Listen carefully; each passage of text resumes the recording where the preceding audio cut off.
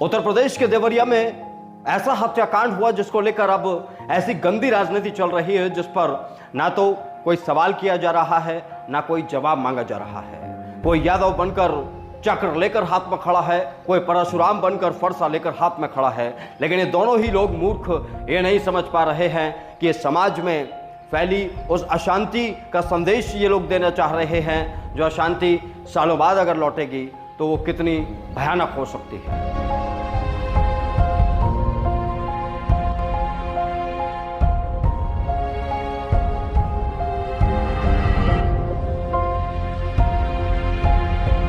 नमस्कार, मेरा नाम है नकुल चतुर्वेदी। सवाल यह है कि सरकार ने इंसाफ क्यों नहीं किया। सवाल यह है कि जब एक घटनाक्रम घटा, एक परिवार के साथ तमाम चीजें हुई, उसकी हत्या कर दी गई, दूसरे परिवार के भी एक शख्स की हत्या हुई, इस पूरे मामले में सरकार का रोल क्या था? क्या सरकार उस वक्त राजनीतिक पार्टी बन गई? क्या उत्तर प्रदेश की योगी आदित्यनाथ सरकार, बीजेपी की सरकार उस वक्त एक राजनीतिक पार्टी के रूप में अपने आप को प्रदर्शित करने की कोशिश करने लगी? तभी तो शायद ये हालात उपजे। अगर योगी आदित्यनाथ का बुलडोजर सही इंसाफ करने वाला होता तो शायद ये हालात ना उपजते। आज मैं देख रहा हूँ दर्जनों वीडियोस, दर्जनों सोशल मीडिया के लोग, दर्जनों टीवी चैनल्स सब यादव और ब्राह्मण पर बात कर रहे हैं। यादव कह रहे हैं भाई ब्राह्मणों का बहिष्कार करना पड़ेगा, ब्राह्मण कह रहे हैं यादवों का बहिष्कार करना पड़ेगा, लेकिन ये दोनों मूर्ख नहीं समझ पा रहे हैं जिस सरकार और जिस सिस्टम ने ये हालात उत्पन्न कर दिए उनका बहिष्कार कौन करेगा। जिन लोगों ने आपको एक दूसरे के आमने सामने लाकर खड़ा कर दिया, उन लोगों के साथ, उन लोगों के खिलाफ कौन खड़ा होगा? सोचिए जरा। मुख्यमंत्री योगी आदित्यनाथ, आपने तो शपथ ली होगी मुख्यमंत्री की, और ये वो शपथ में आपने जरूर जिक्र किया होगा कि मैं किसी भी तरीके की कोई एक पक्ष नहीं लूंगा, मैं हर तरीके से निष्पक्ष होकर हर धर्म, पंथ और समाज की रक्षा करूंगा और उसके हित में यह सरकार खड़ी रहेगी। लेकिन क्यों एक विधायक जाकर ब्राह्मणत्व की बात करने लगा?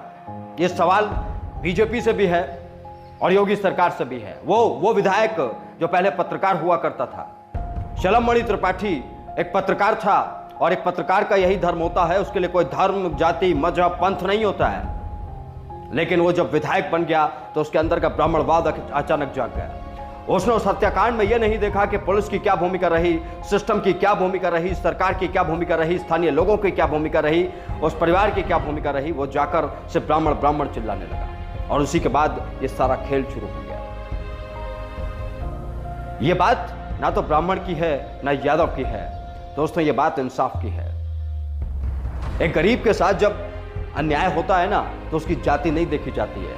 एक किसान जब जाता है खाद बीज के सेंटर पर तो उसकी जाति नहीं देखी जाती है। तो यहां पर जातियां कहां से आ गई? और वो भी मैं मानता हूं अगर सामाजिक संगठन, अलग अलग जो संगठन बने हुए हैं अपने अपनी जातियों के, वो राजनीति करें, वो जातिवाद फैलाएं, तो एक तरफ को माना जा सकता है कि वो मूर्ख हैं, उन्हें अपनी जाति के लिए काम करना है, इसलिए शायद वो काम कर रहे हैं। लेकिन जब सरकारें इस लेवल पर आ जाती हैं कि वो जातिवाद और धार्मिक उन्माद में फंस जाएं तो सिस्टम हिल जाता है, जनता का सिस्टम हिल जाता है।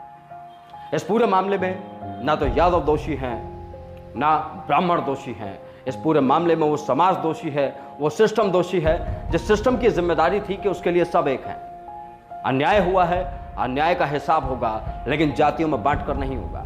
लेकिन योगी आदित्यनाथ की सरकार में यह भी हो गया जिसकी उम्मीद नहीं थी। फिलहाल तो मैं आप सबसे यही आग्रह करूंगा, ब्राह्मण, यादव और या जातिवाद के चक्कर में ना पड़े। जो भी जातिवाद की बात कर रहे हैं, जो फरसा उठाने की बात कर रहे हैं, जरा उनके घर पर जाकर देखें उनके हालात क्या है। जो बात कर रहे हैं सुदर्शन चक्र चलाएंगे, उनकी स्थिति देखिए जरा क्या है। आप बस इतना समझिए, हम सामाजिक लोग हैं, हम एक समाज हैं। आज सिर्फ एक सरनेम के नाम पर अगर हम बदल रहे हैं, सरनेम के नाम पर अगर हम भेदभाव कर रहे हैं, तो अपने आप में ये सोचनीय विषय है। नमस्कार।